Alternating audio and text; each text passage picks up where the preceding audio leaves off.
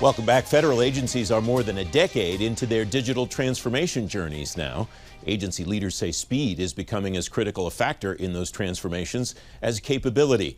Steve Walters is Vice President of Federal at ServiceNow. Steve, welcome. Thanks for coming on the program. What are some of the technologies that are really permeating these digital transformations across government today? Well, first of all, Francis, thank you so much for having me on here today. You know, I think when we think about digital transformation, it's something that we've talked about for quite some time. But it's not about transformation anymore. It's about how do we accelerate the transformation journey that we're on.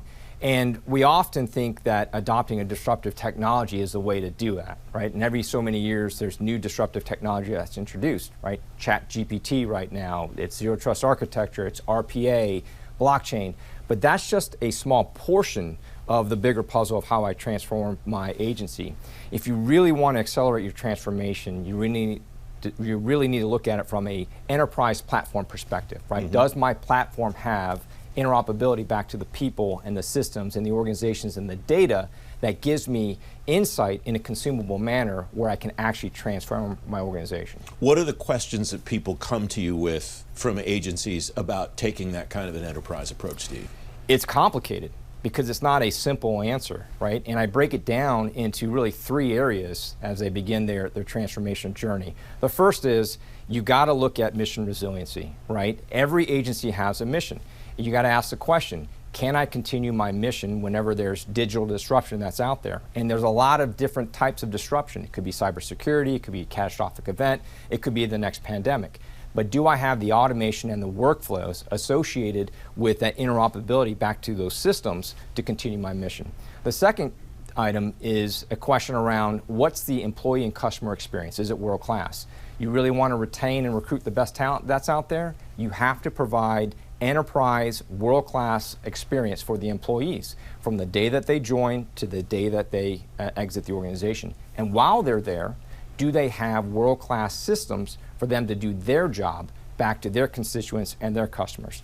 And then the third piece of this is looking at modernizing legacy applications. Right now we have platforms that allow agencies to modernize that experience from decades ago by reducing the risk and increasing the time to value by leveraging a platform that, again, ties back to the people and the organizations and systems and the data that's out there. You mentioned resilience, and it seems to me at least that conversation permeates everything. It's not just cyber, it's all these things. And it's a throwback kind of to the continuity of operations plans discussions that people had in government 15, 20 years ago or longer.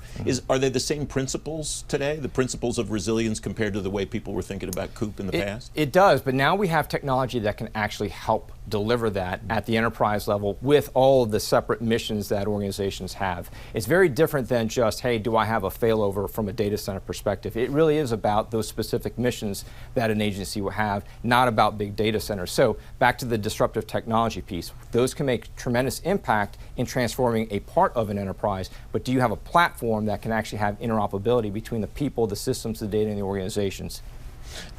Moving forward, what do you anticipate being the biggest roadblocks for these organizations that are trying to make these transformations, Steve? You know, the topic always comes back to risk. Folks are afraid of the risk. And my comment back is every single thing that you do in life has risk. The fact that we're sitting here, I had risk getting in the car, driving here, but I buckled my seatbelt, I followed the speed limit, and I left with plenty of time. You have to measure your risk and ask the questions, why is that risk? And once you've identified that, how do I overcome that risk? That's the number one blocker when it comes to accelerating that transformation journey. There's about 30 seconds left. What do you anticipate this looking like 2 years from now, 5 years from now, or some other future point, Steve? Great question, Francis. I think that we are at an inflection point. I feel like we've got great technology and a platform that in combination with the industry partnership, we can sit down together, collaborate, focus on the outcomes that we're trying to drive, and develop those requirements together. And if we do that, we can accelerate transformation across the agencies. Steve Walters of ServiceNow, it's great to talk to you today. Thanks very much for coming on the program. Thank you so much for the opportunity. I appreciate your time.